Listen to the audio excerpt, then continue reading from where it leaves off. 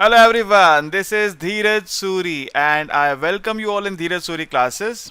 So we are continuing our discussion of the introductory concepts of law and economics, and today I'm going to discuss with you a very interesting topic, and the name of the topic is Coase theorem. Well ये नाम आपके लिए नया नहीं है, micro में आप इसको ऑलरेडी पढ़ चुके हैं. ठीक है, माइक्रो इकोनॉमिक्स में आप पढ़ चुके हैं एक्सटर्नैलिटी चैप्टर के अंदर कोस थ्योरम क्या होती है. आपने पढ़ा था कि अगर अगर आप हमारे साथ पढ़े थे, मैंने एग्जांपल दिया था आपको कोस थ्योरम में, वापस से रीट्रेड करता हूँ. नहीं भी पढ़ा था माइक्रो हमारे साथ तो एग्जांपल सुन लीजिए, बात समझ में आ जाएगी थ्योरम क्या कह रही है. देखिए, मैं दिल्ली में रहता हूँ और दिल्ली में बड़ी कॉमन प्रॉब्लम है. क्या? पार्किंग. एक कॉलोनी में क्या हुआ जी, एक मकान है, मकान में 4 फ्लोर हैं, हर फ्लोर का अलग अलग मालिक है. ग्राउंड फ्लोर का मालिक कोई और है, फर्स्ट फ्लोर कोई और, सेकंड कोई और, थर्ड कोई और, ये 4 फ्लोर हैं. और उन चारों फ्लोर्स के पास कम से कम एक कार ज़रूर है, यानी उस बिल्डिंग में 4 कार हैं. और उस बिल्डिंग के आगे जो सड़क है, उस सड़क के किनारे एक ही कार खड़ी करने की जगह है. अब वहाँ पे कार कौन खड़ी करेगा? ग्राउंड फ्लोर वाला कहेगा मेरे घर के आगे है, मैं खड़ी करूँगा. फर्स्ट फ्लोर वाला कहेगा मेरा भी घर तो यही है, मेरे घर के आगे भी यही जगह है, मैं हवा में तो खड़ी कर नहीं सकता, मैं भी यहीं खड़ी करूँगा. सेकंड, थर्ड, रोज़ झगड़ा होगा. और अक्सर होता है, आप देखते हैं जो दिल्ली में रहते हैं वो देखते हैं रोज़ ये समस्या की वजह है. तो अब ये जो प्रॉब्लम है इसको सॉल्व कैसे करें? या तो आप रोज़ पुलिस को फ़ोन कीजिए, रोज़ पुलिस आएगी, झगड़ा सुलझाएगी. या फिर एक काम कर दीजिए, कोस थ्योरम का कहना ये है कि आप ना वो जगह किसी को अलॉट कर दीजिए, जिसको चाहे, ground floor, first, second, third, आप ऑक्शन कर दीजिए और कहिए भैया जो खरीदना चाहे खरीद ले. अब झगड़ा खत्म हो जाएगा. होगा क्या कि जिसने वो परचेज कर लिया जरूरी नहीं वही खड़ी करेगा वहाँ पे. परचेज तो कर लिया, हो सकता है अपनी जगह किराए पे दे दे, मैं कहीं और खड़ी कराऊंगा अपनी कार, आप यहाँ पे खड़ी कर लीजिए, बदले मुझे कुछ पैसा दे दीजिए. तो कॉज थ्योरम का कहना यह है कि जब भी कभी कोई एक्सटर्नैलिटी की प्रॉब्लम है तो वहाँ पर आप अगर प्रॉपर्टी राइट्स को क्लियरली डिफाइन कर दें तो प्रॉब्लम सॉल्व हो जाएगी. मगर यहाँ पे एक बात याद रखिएगा, पब्लिक गुड्स की प्रॉब्लम को सॉल्व ये उतनी एफिशिएंटली नहीं कर पाएगी. ठीक है, अगर बात पब्लिक गुड्स की हो रही है तो उसको, भाई सड़क जो है वो वैसे पब्लिक गुड है, लेकिन अगर उसको मार्क किया जा सकता है कि ये किसकी जगह है, ये जगह पे कौन गाड़ी खड़ी करेगा, उसका राइट अगर डिफाइन किया जा सकता है, तब ये प्रॉब्लम जो है सॉल्व होगी. ठीक है, तो अब थोड़ा सा ये पीडीएफ नोट्स आपको मिल जाएंगे हमारी वेबसाइट के थ्रू, आपके लॉगिन अकाउंट के अंदर होते हैं. तो पहले डेफिनेशन की बात करते हैं. In the absence of transaction costs, if property rights are well defined and tradeable, volunteer negotiations will lead to efficiency. ये बात मैं बोलना भूल गया, क्या? एब्सेंस ऑफ ट्रांजैक्शन कॉस्ट्स, यानी जब प्रॉपर्टी राइट डिफाइन होगा उसके बाद जो भी इन्वॉल्व पार्टी से आपस में नेगोशिएट करेंगी, और वहाँ पे जो ट्रांजैक्शन कॉस्ट, उनकी नेगोशिएशन की जो कॉस्ट है वो ज़ीरो होनी चाहिए, क्योंकि अगर वो कॉस्ट होगी वहाँ पे कुछ, तो शायद प्रॉपर्टी राइट डिफाइन होने के बाद भी प्रॉब्लम सॉल्व ना हो. तो कॉस्ट का ज़ीरो होना बहुत इंपॉर्टेंट है, बहुत इंपॉर्टेंट एस्पेक्ट्स.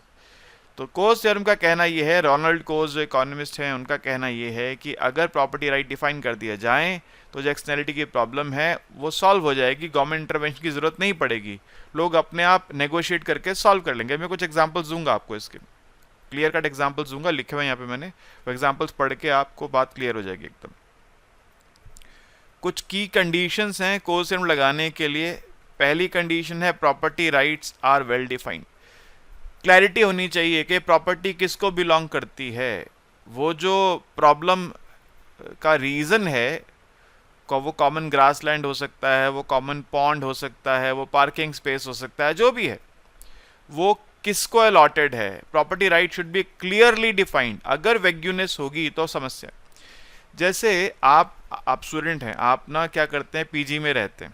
ठीक है, अभी तो बहुत हाइपर हो रखा है मामला पीजीज का अभी, और वाकई में बहुत ख़राब लगता था देख के कि बच्चे इस तरह से कैसे पीजी में रहते हैं.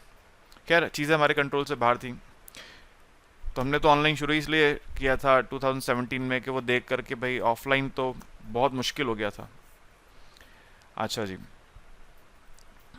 तो मैं अपनी टॉपिक पे ही रहता हूँ. देखिए, आप पीजी में रहते हैं, फॉर एग्जांपल आपका जो रूम पार्टनर है वो स्मोक करता है. कमरे के अंदर बैठ के स्मोक करता है और आप स्मोक नहीं करते और आपको स्मोकिंग बिल्कुल पसंद नहीं है, अब आप क्या करेंगे? आप पीजी ओनर को कंप्लेंट करेंगे, भैया स्मोक करता है कमरे के अंदर। अब पीजी ओनर क्या करेगा? वो या तो आपको बोलेगा, देख भैया ऐसा है, प्राइवेट पब्लिक प्लेस में स्मोक करना अलाउड नहीं है, बाहर जाके स्मोक करेगा पुलिस पकड़ लेगी इसको, ये तो यहाँ रहता है, ये इसका घर है अभी तो यहीं स्मोक करेगा, जब इसको स्मोकिंग करनी हो बाहर आ जाओ।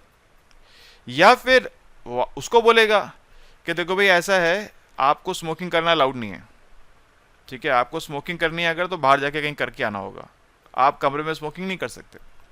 तो जब अगर वो प्रॉपर्टी राइट्स को क्लियरली डिफाइन कर देगा तो उसके बाद अब आप नेगोशिएट कर सकते हैं। जैसे आपका रूम पार्टनर को राइट नहीं है स्मोक करने का रूम में, आपको राइट है कि क्लीन एयर का, आप उसको स्मोक नहीं करने देंगे। तो अब यहाँ पर आपका जो रूम पार्टनर वो आपको बोलेगा, यार ऐसा करना, मैं आपको 50 रुपीज़ देता हूँ, मुझे बाहर जाना पड़ेगा, चल के जाऊँगा, चल के आऊँगा, एक सिगरेट मुझे स्मोक करने दो, मैं आपको बदले में 50 रुपये देता हूँ। अब ये आपको देखना है कि आपको जो सिगरेट स्मोकिंग से लॉस हो रहा है, वेलफेयर लॉस हो रहा है, वो 50 रुपये से ज़्यादा है या कम है। अगर आपको लगता है मेरे को 20 रुपये का लॉस है, ठीक है, इन चीज़ों का ऐसे वैल्यू नहीं किया जा सकता, लेकिन फिर भी जस्ट फॉर एग्जांपल आपको लगता है मुझे 20 रुपये का लॉस है, तो आप उसके 50 रुपये के ऑफर को एक्सेप्ट कर लेंगे, ठीक है 50 दे दो, एक सिगरेट पी लो। तो यहाँ पे प्रॉपर्टी राइट्स का प्रॉपर जब तक डेफिनेशन नहीं होगी तब तक आगे बात नहीं बढ़ेगी। दूसरी बात जो यहाँ पर हुई, आप दोनों ने एक ही रूम में रहते हैं तो बार्गेन कर लिया। अगर कोई रहता है दिल्ली में, कोई रहता है लंदन में, लंदन से दिल्ली आना पड़ेगा या दिल्ली से लंदन जाना पड़ेगा, इतना पैसा खर्च हो जाएगा, या कोई भी वजह से अगर ट्रांजैक्शन कॉस्ट इन्वॉल्व है तो बार्गेनिंग नहीं हो पाएगी। तो दूसरा जो एस्पेक्ट है वो है bargaining, transaction cost should be zero. ये इंपॉर्टेंट एस्पेक्ट है कोस थ्योरम का, that there should be no transaction cost, bargaining cost zero होनी चाहिए। और तीसरी बात यह है, प्रॉपर्टी राइट्स आर ट्रेडेबल, यानी उसको राइट जिसको मिला है वो उस राइट को शेयर कर सकता है किसी दूसरे के साथ। अगर राइट ट्रेडेबल ही नहीं है, आप दे ही नहीं सकते दूसरे को, तो फिर आप पैसा ले नहीं सकते, ट्रेड कर नहीं सकते, नेगोशिएट कर नहीं सकते, बार्गेनिंग होगी नहीं और प्रॉब्लम सॉल्व होगी नहीं। तो तीनों बातों का होना ज़रूरी है, ठीक है। कुछ बातें और भी हैं, जैसे परफेक्ट इन्फॉर्मेशन होनी चाहिए, सबको पता होना चाहिए राइट्स किसके पास है। आपको राइट आपके पास है, लेकिन आपके पड़ोसी को पता ही नहीं कि राइट आपके पास है, आप फिर झगड़ रहे हैं आपस में, आप लड़ाई कर रहे हैं, आपको उसको पता नहीं है कि राइट आपके पास है, इन्फॉर्मेशन नहीं है, ठीक है। तो इन्फॉर्मेशन होना ज़रूरी है। खैर वो इतना इंपॉर्टेंट एस्पेक्ट नहीं है, तीन बातें बहुत इंपॉर्टेंट है। पहली बात, प्रॉपर्टी राइट्स क्लियरली डिफाइंड होने चाहिए, दूसरी बात ट्रांजैक्शन कॉस्ट जीरो होने चाहिए, और तीसरी बात राइट्स ट्रेडेबल होने चाहिए। अब ऐसा होने पे होगा ये कि जो एक्सटर्नैलिटीज़ की प्रॉब्लम है, अभी मैं एग्जांपल दूंगा आप बात समझ जाएंगे, जो एक्सटर्नैलिटीज़ की प्रॉब्लम है वो कोस थ्योरम कहती है सॉल्व हो सकती हैं, गवर्नमेंट इंटरवेंशन की ज़रूरत नहीं पड़ेगी। Government intervention may not be necessary to address externalities if private bargaining can achieve efficient outcomes. लेकिन अगर हाई ट्रांजैक्शन कॉस्ट होगी, जैसे मैंने कहा था ट्रांजैक्शन कॉस्ट जीरो होनी चाहिए या नेग्लिजिबल होनी चाहिए, अगर हाई कॉस्ट होगी तो बार्गेनिंग नहीं हो पाएगी, तब गवर्नमेंट इंटरवेंशन की ज़रूरत पड़ेगी ही पड़ेगी। जैसे एक एग्जांपल देता हूँ, एक फैक्ट्री है, ठीक है, और वो फैक्ट्री धुआं फैलाती है, पॉल्यूशन करती है, और आसपास जो लोग रहते हैं उन सबको असर पड़ता है उस पॉल्यूशन से।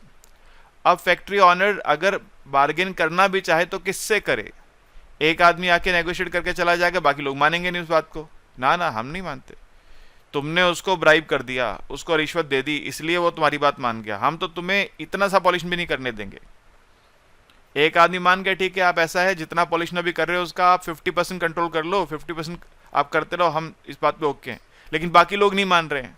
अब वो एक एक से कैसे नेगोशिएट करेगा? अगर वहाँ पे 1000 फैमिलीज रहती हैं तो 1000 के 1000 एक बात पे मानेंगे ही नहीं, कोई कुछ बोलेगा, कोई कुछ बोलेगा। आप बात करके देख लो, अपने कॉलेज में 4 दोस्त हैं, 4 लोगों से किसी बात में बात करके देख लो, चारों की राय अलग होगी। 4 लोग बात करेंगे, चारों के चारों की राय क्या होगी? एकदम डिफरेंट होगी, मिलेगी नहीं रहे एक दूसरे से ओपिनियन। तो यहाँ पे हाई ट्रांजैक्शन कॉस्ट है, तो उस केस में क्या होगा? यहाँ पे अगर जब हाई ट्रांजैक्शन कॉस्ट है तो गवर्नमेंट को इंटरवीन करना पड़ेगा, गवर्नमेंट को रूल बनाना पड़ेगा कि भाई फैक्ट्री ऑनर भैया सुनो, तुम इतना पॉल्यूशन कर सकते हो, ज़रा नहीं करोगे। क्योंकि अब यहाँ पे क्योंकि ट्रांजैक्शन कॉस्ट हाई है तो लोग आपस में नेगोशिएट कर नहीं पा रहे हैं। लेकिन अगर ट्रांजैक्शन कॉस्ट जीरो हो या बहुत लेस हो तो लोग आपस में नेगोशिएट कर सकते हैं। जैसे फैक्ट्री ओनर के पास अगर एक आधी फैमिली रहती हो तो आपस में बातचीत करके प्रॉब्लम को बिना गवर्नमेंट के इंटरवेंशन के हल कर सकते हैं। ठीक है, एग्जाम्पल समझते हैं। देखिए एग्जाम्पल ये है कि एक ग्रासलैंड है और वहाँ पे दो लोग रहते हैं, एक है फार्मर और एक है रेंचर। फार्मर जो खेती करता है, फसल उगाता है, रेंचर जो चरवाहा है, अपने जानवर चराता है। ठीक है, अब फार्मर ने फसल बोई, फसल उगी, रेंचर ने अपने जानवर छोड़ दिए, जाके सारी फसल खाकर आ गए। अब हुआ ये कि फार्मर को नुकसान हो गया। अगर प्रॉपर्टी राइट्स क्लियरली डिफाइंड ना हो तो फार्मर जब भी फसल उगाएगा, रेंचर अपने जानवर भेज देगा, वो सारी फसल खा के आ जाएंगे। यानी रेंचर क्या कर रहे हैं यहाँ पे, फ्री राइड कर रहा है फार्मर के एफर्ट के ऊपर, फार्मर को लॉस हो रहा है। एक नंबर ले लेते हैं यहाँ पे, कुछ नंबर ले लेते हैं। जैसे अगर रेंचर ने एक अपने पास एनिमल रखा तो फार्मर को $1 का लॉस होगा, टोटल लॉस भी है 1 का और मार्जिन भी 1 का ही है। अगर 2 रखा तो फार्मर को टोटल लॉस $3 का होगा, तो मार्जिनल कितना हो गया, 1 से बढ़ के 3 हुआ, डिफरेंस 2 यूनिट्स का हो गया, तो $2 का मार्जिनल लॉस है। 3 एनिमल्स पे 6 का टोटल लॉस है, यानी 3 का मार्जिनल लॉस है। 4 एनिमल्स पे 10 का टोटल लॉस है और 4 का मार्जिनल लॉस है। तो ये तो लॉस है किसका, फार्मर का, जब रेंचर्स अपने एनिमल्स को जो भेज देता है ग्रेजिंग करने के लिए कॉमन लैंड पर। अब क्या होगा जी, रेंचर को इससे कुछ फ़ायदा होगा। जब एनिमल्स ग्रेजिंग करके आएंगे तो उसको मिल्क प्रोडक्शन मिलेगा और वो मिल्क बेचेगा, फॉर एग्जांपल मिल्क का काम है उसका, और उसको एक एनिमल से फॉर एग्जांपल $3.5 का मार्जिनल गेन है। मार्जिनल गेन नेट सारे खर्चे हटाकर उसको एक एनिमल से $3.5 का मार्जिनल गेन है। अब यहाँ पर क्या कुछ स्कोप है कि दोनों आपस में कुछ नेगोशिएट कर सकें? जब तक ये डिफाइन नहीं होगा कि उस लैंड पे राइट किसका है, तब तक तो कुछ होगा नहीं। तब तक फार्मर फसल उगाएगा, रेंचर जानवर भेजेगा, वो फसल खाकर आ जाएंगे और दोनों लड़ते रहेंगे आपस में, क्योंकि राइट ही नहीं पता किसका है। रेंचर बोलेगा जमीन तुम्हारी थोड़ी है जो तुम यहाँ फसल उगा रहे हो, वो तो भगवान की देन है, फसल उगी, हमारे जानवर ने जाके खा ली।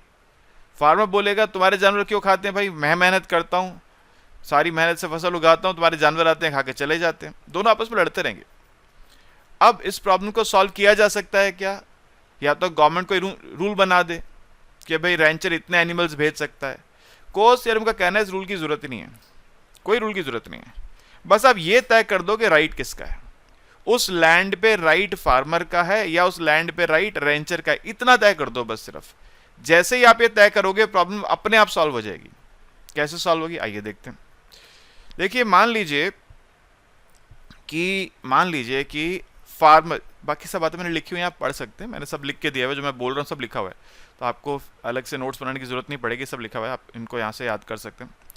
अगर फार्मर, सिचुएशन 1 है कि farmer has the right over the land. अगर आपने फार्मर को राइट दे दिया कि भाई तुम्हारे पास अधिकार है इस लैंड का, ठीक है, तुम्हारी मर्जी से ही कोई यहाँ पर आ सकता है, तुम्हारी मर्जी के बिना नहीं आ सकता। अब रेंचर अपने एनिमल्स को बिना फार्मर की परमिशन के नहीं भेज सकता, तो अब रेंचर क्या करेगा? रेंचर देखेगा कि अगर मैं एक एनिमल भेजता हूं तो फार्मर को $1 का लॉस होता है, मेरे को $3.5 का फायदा होता है।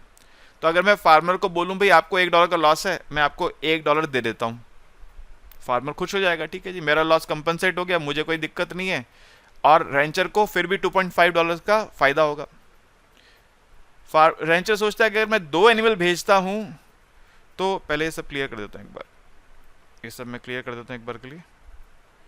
तो वो सोचता है अगर मैं 2 एनिमल भेजता हूं तो फार्मर को टोटल $3 का लॉस होगा और मुझे $7 का फायदा होगा। 1 पे 3.5, 2 पे 7 का फायदा होगा, ठीक है। तो मैं उसको अगर उसको $3 दे दूं तो फिर भी मुझे $4 का गेन बच जाएगा, वैसा कर सकता है। या फिर ऐसा कर लीजिए, फर्स्ट तो आपका एग्री हो गया भेजना, सेकंड में वो देख रहा है अब अगर एक और भेजूंगा तो उसको 2 का लॉस होगा, मुझे 3.5 का गेन होगा, इसको 2 और दे देता हूँ। मैं कहता ठीक है सेकंड भेजने दो, मैं आपको $2 और दे देता हूँ। फार्मर भी राजी हो जाएगा, ठीक है जी दे दो $2, मेरा लॉस कंपनसेट कर दो, फिर आप भेज दो। अब क्या हुआ, फार्मर को $2 मिल गए, लॉस पूरा हो गया उसका, और रेंचर को क्या मिल गया, 3.5 माइनस 2, अभी भी सेकंड एनिमल पे 1.5 का गेन और मिल गया, दोनों खुश हैं। अब रेंचर सोचता है कि अगर मैं थर्ड एनिमल भेजूं तो फार्मर को टोटल $6 का लॉस होगा और मुझको क्या होगा, 3.5 इंटू 3 $10.5 का गेन होगा, तो मैं उसको $6 का लॉस कंपनसेट कर देता हूं, मुझे फिर भी 4.5 का गेन होगा। या मार्जिनल डैमेज कंपेयर कर लो। वो सोचता है 2 की बात तो हो चुकी, थर्ड एनिमल में इसको $3 का लॉस होगा, मुझे 3.5 का गेन होगा। तो फार्मर को बोलता है आपका मैं अब थर्ड एनिमल भेज रहा हूँ और आपका जो $3 का लॉस है मैं आपको कंपनसेट कर देता हूँ। फार्मर एग्री कर जाएगा। रेंचर को अभी भी क्या होगा, 0.5 का एडिशनल गेन हो जाएगा। तो फर्स्ट एनिमल से उसको 2.5 का गेन हुआ था, सेकंड से 1.5 का गेन हुआ और थर्ड से 0.5 का गेन हो गया। टोटल गेन निकाल लो, वही आएगा जो पहले आ रहा था, 4.5 का जो टोटल से आ रहा है वही आएगा। टोटल में निकाला था ना आपने 10.5 माइनस 6 4.5, यहाँ भी वही आएगा। फर्स्ट में कितना गेन हो रहा है 2.5 का, सेकंड में कितना गेन हो रहा है 1.5 का और थर्ड में 0.5 का। देख लीजिए 4.5 ही आ रहा होगा अभी। आपकी मर्जी है, आप टोटल गेन से कंपेयर करो या मार्जिनल गेन से कंपेयर करो, बात वही है। अभी दोनों हैप्पी हैं, प्रॉब्लम सॉल्व हो रही है। अब अगर रेंचर सोचता है कि मैं फोर्थ एनिमल भेजूंगा तो फार्मर को $4 का लॉस होगा एडिशनल, और मुझको जो है फोर्थ एनिमल पे क्या होगा, फोर्थ एनिमल भेजने पर 3.5 का एडिशनल गेन होगा। ठीक है, तो मेरे को तो अब यहाँ पे 50 पैसे जेब से देने पड़ जाएंगे, तो फोर्थ एनिमल नहीं भेजेगा। अब कोई बच्चा बोलेगा अरे सर अब टोटल से कर लो ना, देखो टोटल में अभी भी फायदा हो रहा है। नहीं हो रहा, दिखाता हूँ। इसलिए मैंने ये नंबर यहाँ लिखा था, इसलिए लिखा था दिखाने के लिए कि मुझे पता था कोई ना कोई पूछेगा। अब वो टोटल से कंपेयर करना चाहता है, वो देखिएगा टोटल इसको, मेरे को टोटल में क्या मिल रहा है 3.5 इंटू 4, $14 मिल रहे हैं। उसमें से इसको $10 का लॉस हो रहा है, 10 कंपनसेट करने के बाद मुझे क्या बचेगा $4। तो अगर वो 4 एनिमल भेजता है तो रेंचर को $4 का प्रॉफिट होगा, 3 भेजता है तो रेंचर को 4.5 का प्रॉफिट होगा। तो ऑब्वियसली फोर्थ एनिमल वो नहीं भेजेगा। आप चाहे मार्जिनल डैमेज से कंपेयर करो चाहे टोटल से, हम जनरली मार्जिनल से ही कंपैरिजन करते हैं क्योंकि काम आसान रहता है।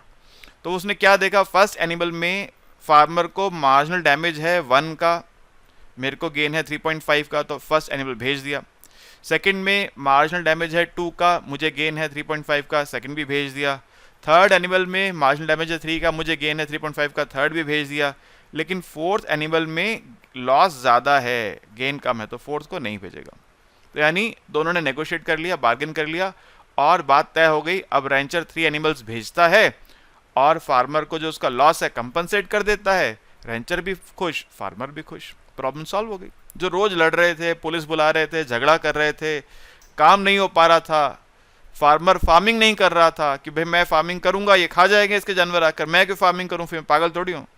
और रेंचर के जानवर भूखे मर रहे थे, उनको खाने को कुछ नहीं मिल रहा था क्योंकि फसल उगेगी तो खाएंगे, उगी नहीं रही थी। तो दोनों परेशान हो रहे थे। अब प्रॉब्लम सॉल्व हो गई। अब फार्मर को उसके पैसे मिल गए, जो उसका लॉस हो रहा था उसके पैसे मिल गए, रेंचर के एनिमल्स को फूड मिल गया, रेंचर भी खुश, फार्मर भी खुश, दोनों प्रॉब्लम सॉल्व। ये कब हुआ, अगर प्रॉपर्टी राइट आपने फार्मर को दे दिया तो। अच्छा जी, अब दूसरा केस क्या है, दूसरा केस ये है कि अगर प्रॉपर्टी राइट आप रेंचर को दे दें, rancher has the right of the land. अब रेंचर के पास राइट है जी, फार्मर के पास नहीं, रेंचर के पास राइट है, वो चाहे तो अपने एनिमल्स को भेज सकता है। ठीक है, अब फार्मर क्या देखेगा जी, फार्मर देखेगा, इस टेबल पे वापस आ जाइए। फार्मर देखेगा कि फर्स्ट एनिमल जब वो भेजता है तो मुझे कितना लॉस होता है 1 का, उसको गेन है 3.5 का। ठीक है, अब ठीक है एनिमल को आने दो, फर्स्ट एनिमल को, क्योंकि मेरे को 3.5 देने की मेरे पास ताकत नहीं है, मेरे को तो 1 का लॉस हो रहा है, ऐसे उसको कंपनसेट करूंगा रोकने के लिए तो 3.5 देना पड़ेगा। तो फर्स्ट एनिमल को आने देगा, सेकंड को भी आने देगा, थर्ड को भी आने देगा, फोर्थ को नहीं आने देगा, क्योंकि फोर्थ एनिमल पे रेंचर को गेन कितना है 3.5 का, फार्मर को लॉस कितना है 4 का। तो फार्मर उसको 3.5 से 4 के बीच में कोई नंबर ऑफर कर देगा, 3.6, 3.7, 3.8, 3.9, 3.75, कोई भी नंबर जो आपको सही लगे, जो आपस में नेगोशिएट करके सही हो जाएगा, उतना पैसा ऑफर कर देगा कि आप फोर्थ एनिमल मत भेजिए, आपका लॉस में आपको कंपनसेट कर देता हूँ। फोर्थ एनिमल ना भेजने से आपको $3.5 का लॉस हो रहा है, $3.5 का लॉस हो रहा है, वो मैं आपको कंपनसेट करता हूँ, आप फोर्थ एनिमल मत भेजिए। वो फोर्थ एनिमल नहीं भेजेगा। ठीक है, 3 एनिमल अब भी आएंगे, प्रॉब्लम सॉल्व हो गई। ठीक है, तो अब यहाँ पर भी प्रॉब्लम सॉल्व हो गई जी। अब बात क्या है कि जब प्रॉपर्टी राइट डिफाइन हो गए तो प्रॉब्लम सॉल्व हो गई। इस बात से कोई फर्क नहीं पड़ता कि प्रॉपर्टी राइट मिले किसको। ये अभी जब मैं आपको इसका लिमिटेशंस पढ़ाऊंगा तो बताऊंगा ये कि लिमिटेशन है। इक्विटी की जो कंसेप्शन है, जो इक्विटी का कंसेप्ट है, उसके अगेंस्ट है ये चीज़ कि भाई आपने जिसके फेवर में प्रॉपर्टी राइट्स दे दिए उसको फ़ायदा होगा, दूसरे को नुकसान होगा। इसके बारे में चर्चा भी करूँगा आगे। फिलहाल अभी मैं इस पॉइंट पर हूँ कि अगर प्रॉपर्टी राइट्स क्लियरली डिफाइंड हैं तो प्रॉब्लम सॉल्व हो जाती है, irrespective of the fact that किसकी फेवर में प्रॉपर्टी राइट्स है। अगर प्रॉपर्टी राइट्स डिफाइंड हैं, जीरो ट्रांजैक्शन कॉस्ट हैं, तो लोग नेगोशिएट करेंगे, बार्गेन करेंगे, प्रॉब्लम को सॉल्व कर देंगे। एक और एग्जांपल ले लीजिए, एग्जांपल आप पहले भी पढ़ कर आए हैं, वो फिशरी और स्टील मिल वाला। तो मैंने नाम चेंज कर दिया, फिशरी और होम मेकर, होम क्या नाम रखा है मैंने, होम ओनर। फिश एक तो फैक्ट्री है और एक होम ओनर। फैक्ट्री जो है वो फैक्ट्री चला रहा है और वहाँ पे पॉल्यूशन कर रहा है। उस पॉल्यूशन से जो होम ओनर है जो आसपास रहता है उसको नुकसान हो रहा है। अब यहाँ इंपॉर्टेंट बात यह देखो कि होम ओनर्स नहीं लिखा मैंने, जानबूझ के होम ओनर लिखा है, क्योंकि जब मैं ओनर्स लिख दूंगा, मैंने अभी थोड़ी पहले बोला था आपको, जब बहुत सारे लोग होंगे ना तो फैक्ट्री ओनर जो है वो बार्गेन कर नहीं पाएगा। किस किस से बार्गेन करेगा? एक से करेगा, दूसरा नाराज हो जाएगा। इसकी बात क्यों मान लिया आपने? मेरी बात सुनो, मैं बताता हूँ ऐसे सॉल्व होना चाहिए। क्योंकि देखो हर व्यक्ति को दिमाग है। सुबह जब कोई व्यक्ति उठता है तो सबसे पहले शीशे में देखता है अपनी शक्ल, तो उसको दो बातें समझ में आती हैं। इस धरती पे मुझसे ज़्यादा खूबसूरत कोई दूसरा नहीं है, और इस धरती पे मुझसे ज़्यादा बुद्धिमान कोई दूसरा नहीं है। आपने सुना किसी को कहते हुए मैं पागल हूँ? हर कोई बोलता है अरे वो पागल है। उसकी बात मत सुन, मेरी बात सुन। हर कोई यही बोलता है, अपने आप को हर कोई बुद्धिमान समझता है। और इसी वजह से क्या होगा, जब अनेक लोग होंगे, जब when there are so many people, it will be very difficult to negotiate and reach on some conclusion. पहुंच नहीं पाएंगे आप कंक्लूजन पर। इसलिए मैंने यहाँ पे होम ओनर लिखा है स्ट्रैटेजिकली, ठीक है, बात ध्यान से समझेगा। तो अब फैक्ट्री प्रोड्यूस करती है पॉल्यूशन, होम ओनर को उससे होता है नुकसान। नंबर्स की बात मैंने यहाँ पे की नहीं, नंबर्स अभी आपको आर्बिट्रेरली कुछ भी बोल दूंगा। मान लो फैक्ट्री जो पॉल्यूशन करती है, उस पॉल्यूशन से फैक्ट्री ऑनर को जो गेन है फैक्ट्री ऑनर को $100 का, और जो होम ओनर है उसको लॉस है $80 का। उसको $80 का वेलफेयर लॉस हो रहा है, ठीक है। अब आप ये मत पूछिएगा सर आपने मेजर कैसे किया, ठीक है, वो एक अलग कहानी हो जाएगी। फिर उसके लिए यूटिलिटी फंक्शन चाहिए होगा, न्यूमेरिकल्स होंगे, वो सब चीज़ें होंगी। उस बात पे अभी हम जा नहीं रहे हैं। हम यहाँ रुक रहे हैं अभी कि फैक्ट्री ऑनर पॉल्यूशन कर रहा है और उस पॉल्यूशन से उसको गेन हो रहा है, और वो कितना गेन है? $100 का। लेकिन उस पॉल्यूशन से जो होम ओनर है उसको लॉस है $80 का।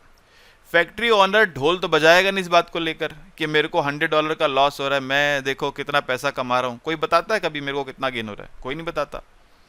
अगर वो अपने फैक्ट्री के बाहर एक स्टिकर लगा दे, इस पॉल्यूशन से मुझे $100 का गेन हो रहा है, और ये बात क्लियर हो जाए कि होम ओनर्स को $80 का लॉस हो रहा है, तो फिर भी कुछ बात बन जाए। लेकिन वो तो बताएगा नहीं कभी मेरे को कितना गेन हो रहा है। क्यों बताएगा वो?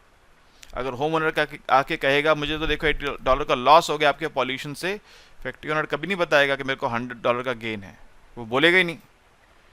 ये कब होगी बार्गेनिंग? तब होगी जब राइट डिफाइन होगा तो, ठीक है। तो अब हमारे को क्या चाहिए? क्लियर डिफाइन चाहिए राइट्स का, और जीरो ट्रांजेक्शन कॉस्ट चाहिए। दो बातें चाहिए। तो अब इसमें होगा ये कि अगर होम ओनर के पास क्लीन एयर का राइट है, तो अब इस सिचुएशन में क्या होगा? फैक्ट्री ओनर जो है वो पॉल्यूट नहीं कर सकता होम ओनर की कंसेंट के बिना, परमिशन चाहिए उसकी। एक चीज़ मैं लिखना भूल गया, ऊपर लिखी थी, लिखना भूल गया, ट्रेडेबल राइट्स हैं। राइट्स ट्रेडेबल हैं। होम ओनर चाहे तो ग्रांट कर सकता है फैक्ट्री ओनर को पॉल्यूशन। ये बात लिखने से रह गई, यहाँ पे ऊपर लिखी थी, यहाँ लिखने से रह गई शायद, आप ऐड कर लीजिएगा। Third point, rights are tradeable. तो अब फैक्ट्री ओनर को कंसेंट चाहिए होम ओनर की। अब ये बात आएगी, फैक्ट्री ओनर होम ओनर से पूछेगा भाई साहब कितना नुकसान हो रहा है आपका मेरे पॉल्यूशन से। अब होम ओनर बताएगा भैया मुझे $80 का लॉस हो रहा है। फैक्ट्री ओनर ये जानता है बात कि उसको $100 का गेन हो रहा है। अब वो क्या बोलेगा? ठीक है सर, आपका लॉस मैं कंपनसेट कर देता हूँ, मुझे पॉल्यूशन करने दो। आपको 80 का लॉस हो रहा है, मैं आपको ये पैसा दे देता हूँ, ये लीजिए आपके $80, आप मुझे ये राइट ग्रांट कर दीजिए, ठीक है। मैंने कहा थर्ड पॉइंट भी इंपॉर्टेंट है, जो मैंने ऊपर लिखा था, नीचे लिखने से रह गया, कि राइट्स आर ट्रेडेबल। राइट्स को ट्रेड किया जा सकता है। अब होम ओनर को जब लॉस कंपनसेट हो जाएगा, प्रॉब्लम सॉल्व, वो राइट ग्रांट कर देगा। ज़रूरी नहीं है 80 पे ही हो सकता है 85 पे हो, 90 पे हो, 95 पे हो, 99 पे हो सकता है होम ओनर भी जानता हो इस बात को कि इसको 100 का फ़ायदा हो रहा है, तो नेगोशिएट करेंगे दोनों। 80 से 100 के बीच में कहीं भी बात रुक सकती है, 81 से लेके 99.9 तक। या 80.01 से लेके 99.9 तक किसी भी रेट पे बात रुक सकती है, 80 पे भी रुक सकती है, 100 पे भी रुक सकती है, इसके बीच में किसी नंबर पे रुक सकती है, दोनों आपस में, लेकिन एग्रीमेंट पे पहुंच जाएंगे क्योंकि इसमें दोनों का फायदा है। इसमें क्या है, दोनों का फायदा है। तो अब बार्गेनिंग होगी, कुछ अमाउंट ऑफ मनी ट्रांसफर होगा और होम ओनर ऑफर को एक्सेप्ट करेगा और कंपनसेशन के बाद अलाउ कर देगा। तो आउटकम क्या हुआ, if they reach an agreement the factory pays है home owner and pollution occurs at agreed level. तो कंपनसेशन पे हो गया और पॉल्यूशन अलाउड हो गया, प्रॉब्लम सॉल्व हो गई। अब होम ओनर भी परेशान नहीं है, फैक्ट्री ओनर भी परेशान नहीं है। दूसरी सिचुएशन, अगर एग्रीमेंट नहीं होता तो फैक्ट्री ओनर, तो फिर factory must reduce pollution level acceptable to home owner. अगर वो नहीं किसी एग्रीमेंट पे पहुंचते हैं तो फिर तो उसको पॉल्यूशन करने का राइट है ही नहीं। लेकिन यहाँ पर बड़ी क्लियर कट बात है, देखो जब आपको पता है आपको 80 का लॉस है और सामने से 81 मिल रहे हैं तो कौन मना करेगा भाई, कोई क्यों मना करेगा। हम रैशनल इंडिविजुअल्स की बात कर रहे हैं, वो मना ही नहीं करेगा। दूसरी बात, अगर ये अधिकार फैक्ट्री के पास है कि वो पॉल्यूशन करे, ठीक है, फैक्ट्री के पास ये राइट है कि वो पॉल्यूशन कर सकता है, तो अब तो इनिशियली तो क्या होगा, फैक्ट्री धड़ल्ले से करेगा पॉल्यूशन। तो चिमनी से धुआं निकल रहा है, निकलता रहे, हमें क्या दिक्कत है। अब क्या होगा, होम ओनर जाएगा फैक्ट्री ओनर के पास और जाके क्या बोलेगा, बोलेगा भैया देखो ऐसा है, हमको इसमें नुकसान हो रहा है, हमको क्या हो रहा है, इसमें नुकसान हो रहा है, हम आपको कंपनसेट करने को राजी हैं, कुछ पैसा हमसे आप ले लीजिए, पॉल्यूशन कम कर दीजिए, ठीक है। 80 का लॉस है, उसको 100 का गेन है, तो ये कुछ पैसा उसको ऑफर करेगा सामने से, ऑब्वियसली 80 से कम ऑफर करेगा यहाँ पर, वरना 80 का ही हो गया तो फिर तो उसको फ़ायदा होगा नहीं। 80 से कम, मान लीजिए 75 पे बात बन गई, बोलेगा अपना 75% पॉल्यूशन लेवल आप कम कर लीजिए, ये पैसा मुझसे ले लीजिए। तो कुछ एग्रीमेंट हो जाएगा दोनों में, मनी ट्रांसफ़र होगी और वो पॉल्यूशन अपना कम कर देगा। क्लियर होगी बात। तो जब कभी राइट्स क्लियरली डिफाइंड हैं, ज़ीरो नेगोशिएबल कॉस्ट हैं, ज़ीरो ट्रांजेक्शन कॉस्ट हैं और राइट्स ट्रेडेबल हैं, तो एग्रीमेंट होगा और म्यूचुअल कंसेंट से एक्सटर्नैलिटी की प्रॉब्लम सॉल्व हो जाएगी। जैसे मैंने वो एग्जांपल स्टार्टिंग में दिया था, कार पार्किंग वाला, ग्राउंड फ्लोर वाले को मान लीजिए राइट मिल गया कि भैया आप जो है अपनी कार खड़ी कर सकते हैं। फर्स्ट फ्लोर वाला सोचता है मेरी तो मर्सिडीज़ है, इसकी तो सेकेंड हैंड 10-12 साल पुरानी मारुति 800 है, तो इसकी वैल्यू कार की तो 80,000 रुपये भी नहीं है, और मेरी कार 15 लाख रुपए की, मर्सिडीज़ 15 की नहीं आती, सॉरी मेरे पास है नहीं तो पता नहीं, चलो 40 लाख रुपए की, 40 की आती होगी, 50 लाख रुपए की, ठीक है जी। मुझे बचपन से महंगी गाड़ियों का इतना ज्ञान रहा नहीं, कई बच्चों को होता है, तो लेकिन हमें तो इस एज में भी इतना नहीं पता। खैर मान लीजिए 50 लाख की उसकी कार है, वो सोचता है भैया मेरी 50 लाख की कार है, इसकी 80,000 की कार है, मैं दूर खड़ी करके आया, चोरी हो गई तो कितना नुकसान हो जाएगा। अब राइट तो इसको मिल गया, ऑक्शन हुआ, इसका प्राइस ज़्यादा ऊपर निकला, इसने राइट ले लिया, अब राइट उसके पास है। अब आप मर्सिडीज़ वाला क्या बोलेगा ग्राउंड फ्लोर वाले को, उसको अपने घर बुलाएगा, चाय पिलाएगा, बिस्किट खिलाएगा, थोड़ी सी मीठी मीठी बातें करेगा, बोलेगा देखो भैया ऐसा है, मैं आपको आपकी इस जगह पे जो आपकी जगह है उस पर आपको अपनी कार खड़ी करने के लिए किराया देने को राजी हूँ, आप कुछ किराया मुझसे ले लो और मेरे को मेरी कार यहाँ खड़ी करने दो। ये बात तो ग्राउंड फ्लोर वाला भी समझता है कि उसकी कार की वैल्यू कितनी है और इसकी कार की वैल्यू कितनी है, और पैसा मिल रहा है तो किसको बुरा लगता है, तो वो अलाउ कर देगा, ठीक है जी ऐसा है, आप दे दो किराया, जो भी उनमें आपस में म्यूचुअल एग्रीमेंट होगा, एक पैसा तय हो जाएगा, वो हर महीने पैसा देगा, अपनी कार यहाँ खड़ी करेगा, प्रॉब्लम सॉल्व, झगड़ा ही नहीं होगा।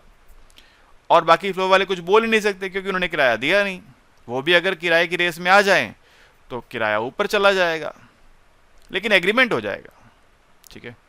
हाँ अगर बहुत सारे लोग होंगे तो फिर एग्रीमेंट मुश्किल है, फिर गवर्नमेंट को नियम बनाना पड़ेगा, फिर वही समस्या आएगी कि बात बनेगी नहीं, फिर ट्रांजैक्शन कॉस्ट बढ़ जाती है उसमें। तो यानी इन सब में जो आपने बात समझी वो क्या है, वो बात ये है, as long as the transaction cost are negligible and property rights are well defined, the bargaining process will lead to an efficient outcome। तो जब तक ट्रांजैक्शन कॉस्ट ज़ीरो हैं या नेग्लिजिबल हैं, प्रॉपर्टी राइट्स वेल डिफाइंड और tradable हैं, तो आपके पास एफिशिएंट आउटकम आ जाएगा, आपको गवर्नमेंट इंटरवेंशन की ज़रूरत नहीं पड़ेगी। अब यहाँ पे देखिए कुछ ना इसके क्रिटिसिज्म भी हैं, कोज थ्योरम के कुछ ड्रॉबैक्स हैं। पहली ड्रॉबैक है ट्रांजैक्शन कॉस्ट्स। रियलिटी में ऐसा होना बहुत कठिन है कि ट्रांजैक्शन कॉस्ट ज़ीरो हों, बहुत कठिन। कुछ ना कुछ ट्रांजैक्शन कॉस्ट तो होती ही हैं। अब उनकी प्रेजेंस में एफिशिएंट बार्गेन हो नहीं पाता है। ट्रांजैक्शन कॉस्ट जो होती हैं वो नॉमिनल भी हो सकती हैं, वो अदरवाइज भी हो सकती हैं। जैसे जो ग्राउंड फ्लोर और फर्स्ट वाला जब तक राइट डिफाइन नहीं हुए थे, इतना झगड़ चुके थे कि आपस में बात ही नहीं करते। अब बात ही नहीं करते तो नेगोशिएट कैसे करेंगे? उनके टर्म्स इतने खराब हो गए हैं कि वो एक दूसरे को देखना भी पसंद नहीं करते, तो अब नेगोशिएट कैसे करेंगे? कर ही नहीं पाएंगे। तो राइट्स डिफाइन होने के बाद भी क्योंकि इतने हाई स्टेक्स अब आ गए हैं, तो वो बात नहीं करेंगे और नेगोशिएट कर नहीं पाएंगे। फिर दूसरा जो है, जो मैं स्टार्टिंग में कह रहा था आपको कि इक्विटी की जब बात कर रहा था, डिस्ट्रीब्यूशनल इफेक्ट्स। भाई आपने अगर फार्मर, जो फार्मर वाला एग्जांपल था, फार्मर को राइट दे दिया तो रेंचर को पैसे देने पड़ेंगे, फार्मर को तो बैठे बैठा इनकम है। अगर रेंचर को राइट दे दिया तो फार्मर को पैसे देने पड़ेंगे, रेंचर को तो बैठे बैठा इनकम है। तो ये जो अगर राइट जिसके फेवर में हो जाते हैं उसको कुछ एडवांटेज तो मिल ही जाता है, उसको एडवांटेज है। और ये एडवांटेज जो है ये इनइक्वालिटीज़ को प्रोड्यूस करता है, वहाँ पे सोसाइटी में इनइक्वालिटीज़ हो जाती हैं। जैसे अक्सर क्या होता है, कोई सड़क बनानी, उसके टेंडर निकलते हैं, जिसको टेंडर मिल गया उसको प्रॉफिट हो जाता है। सड़क बनाना है, कोई फ्लाईओवर बनाना है, कोई ब्रिज बनाना है, कोई बिल्डिंग बनानी है, कुछ भी करना है, अगर उसके टेंडर्स निकलते हैं, यानी आपको राइट मिल रहा है, आप ये काम कर सकते हो। माइनिंग करनी है, उसके टेंडर्स निकलते हैं, जिसको राइट मिल गया उसको प्रॉफिट हो जाता है, जिसको नहीं मिला वो पीछे रह जाता है। तो यहाँ पे क्या है, Coase theorem focuses on efficiency. It does not address the distributional effects of bargaining. The initial allocation of property rights can significantly impact the distribution of wealth and welfare. ये फोर्थ पॉइंट में इसलिए लिखा मैंने, focus on efficiency might overlook issues of equity and fairness. Equity और fairness को आप overlook कर देते हैं। बराबरी कहाँ रही फिर? जिसको अधिकार मिल गया उसको तो फायदा हो गया। तो जो इक्विटी है उसको आप यहाँ पर एट स्टेक रख रहे हैं इस तरह से, यानी इनइक्वालिटी को ये थ्योरम जो है वो प्रमोट करती है। फिर जो पब्लिक गुड्स हैं जहाँ पे एक्सक्लूजन पॉसिबल नहीं है या डिफ़िकल्ट है, या जहाँ फ्री राइडिंग की प्रॉब्लम है, वहाँ पे आप नहीं डिफाइन कर सकते हैं। ठीक है, एक बहुत बड़ा ग्रास लैंड है, वो थोड़ी आप किसी के नाम कर दोगे। छोटी सी एरिया तो किसने पैसे गवर्नमेंट को दिए, खरीद लिए, अलग बात है। इतना बड़ा ग्रास लैंड है, कोई कैसे खरीदेगा? वो पब्लिक प्रॉपर्टी है। कोई पार्क है मान लीजिए, ठीक है।